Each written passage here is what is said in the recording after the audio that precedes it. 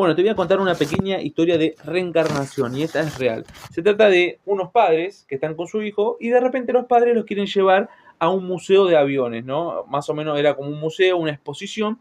Y bueno, van con su hijo, el chico tendría entre, no sé, 1 o 2 años, y hay aviones de todas las épocas, pero el hijo se enfoca en los aviones de la Segunda Guerra Mundial.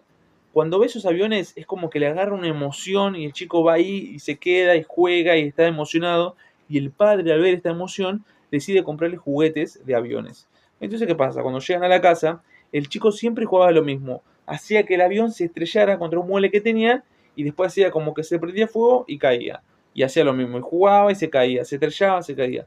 Bueno, resulta que este chico empezó a tener pesadillas a la noche, lloraba, y cuando los padres le preguntaron, él decía que él había muerto en otra vida. Él decía que en otra vida se llamaba James Houston y era piloto de avión. Y decían que su avión había sido derribado, se había prendido fuego y había caído en el océano.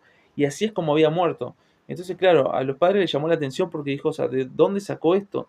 Y no solo eso, sino que daba información que era imposible que supiera. Él decía que manejaba un avión que se llamaba un Corsair. Y justamente el padre investigó y se dio cuenta que este avión era de la Segunda Guerra Mundial. Y también decía que conocía un barco que llamaba Natoma. Y cuando el padre investigó se dio cuenta que el barco Natoma era un portaaviones de Estados Unidos, también de la Segunda Guerra Mundial. Y tenía información que era imposible que el chico sepa. Y él había dicho que en esa vida él era piloto de avión y había muerto de esa manera.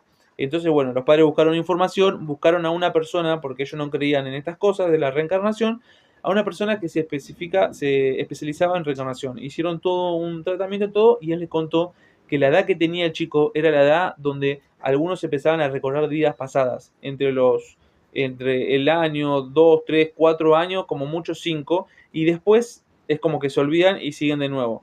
Entonces, bueno, y la historia es muy larga, pero resulta que después se estuvieron investigando, se dieron cuenta que este muchacho James Houston estuvo en un escuadrón de la Segunda Guerra Mundial y decían que, bueno, que era una persona que había justamente también, que había chocado, que su avión había sido derribado.